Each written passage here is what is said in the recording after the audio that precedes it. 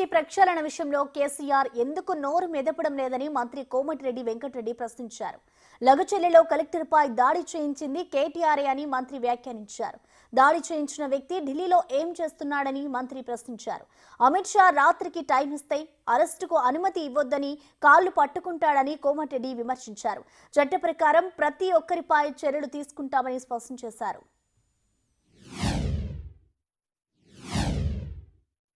నేను ఒకటే అడుగుతున్నా, లాస్ట్ పాయింట్ కేసీఆర్ ఒకటి 70,000 ఈ 11 నెలలు ఇంకో 10,000 పుస్తకాలు చదివినొచ్చు, ఏం బయటికి వెళ్తలేడు కదా.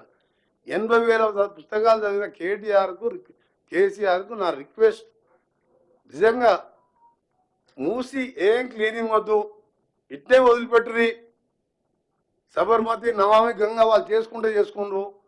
ప్రజలు నల్గొండ వాళ్ళు రంగారెడ్డి సావని అని ఒక్క పాట కేసీఆర్ నొచ్చి మూసి శుద్ధీకరణ వద్దు, ఇట్లనే సావని నల్గొండలని చెప్పవను.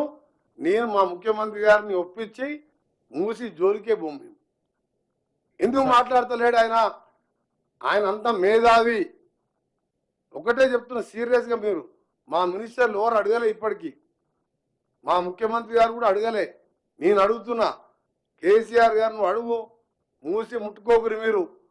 నల్గొండలు చావని ఈ pharma industries, metals, drainage, fluoride, వాళ్ళ బతుకులు ఎటుపోయినా ఏం కాదు, దగ్గర పోతుందని కేసీఆర్ చెప్పమని చెప్పని మేము పోయి మా ముఖ్యమంత్రి గారిని బదిలాడతాం.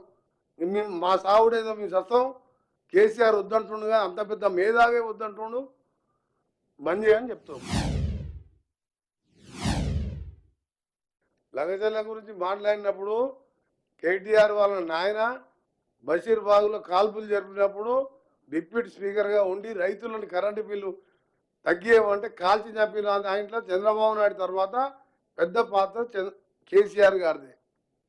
లగచర్ల చేసిన సురేష్ అనే ఆయన రేపు కేసు, మైనర్ అమ్మాయిని రేపు చేసి మర్డర్ కేసులలో నుండి బరాబర్ ఆ సురేష్ అంటుండు నా పార్టీ వాడే, నా పార్టీ అని చెప్పిందంటే నాయన కేటీఆర్ నీకు దండం. కేటీఆర్ అన్న నీకు తెలియదు ఇంకా. బరాబర్ సురేష్ మా పార్టీ, టీఆర్ఎస్ పార్టీ నాయకుడు, బరాబర్ 15 ఏళ్ళ అమ్మాయిని రేప్ చేసిండ్రు, దొంగతనాలు ఉన్నాయి, మర్డర్ ఉన్నాయి, మా పార్టీనే గర్వంగా చెప్తున్నా అన్నాడు. అందుకనే దండం చెప్తున్నా కేటీఆర్కు. అలాంటి రేపిస్టులను పార్టీలో పెట్టి నువ్వు అమెరికాలో చదువుకున్నావు అంటే ఎవరు నమ్మాలి?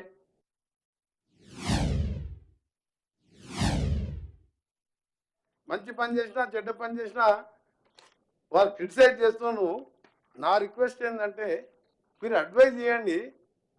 మీకు 10 ఏళ్ళు అడ్వైజ్ మీరు చేసినాం. మీరు ఫార్మాసిటీలో నేను ఇబ్రహీంపట్నం ఎమ్మెల్యేగా ఎంపీగా ఉన్నా, రైతులను పోలీసులతో కొట్టించినావు. నేను ధర్నా చేసి రోడ్డు మీద పండుకున్నా. మీ ఒక ఆర్డీఓని కానీ, ఒక ఎంఆర్ఓని కానీ, ఒక కానిస్టేబుల్ కానీ ఒక మాట అనలే. మేము అరెస్ట్ అయినాం, మేము దెబ్బలు తిన్నాం, మేము జైల్లో ఉన్నాం. కానీ కలెక్టర్లను కూడా కొట్టించారు, రౌడీలను పెట్టి. అంటే వీళ్ళ మైండ్ సెట్ ఏందో అర్థం చేసుకోవాలి మనం. ఇది వెరీ బ్యాడ్. ఐఏఎస్ ఆఫీసర్ అంటే డిస్ట్రిక్ట్ మెజిస్ట్రేట్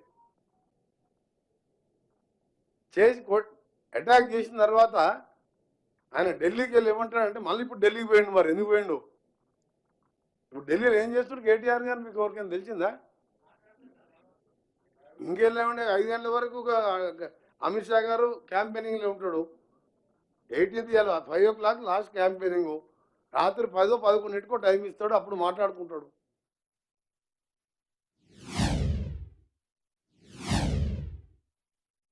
మేము అనేది ఏంటంటే ఒకటి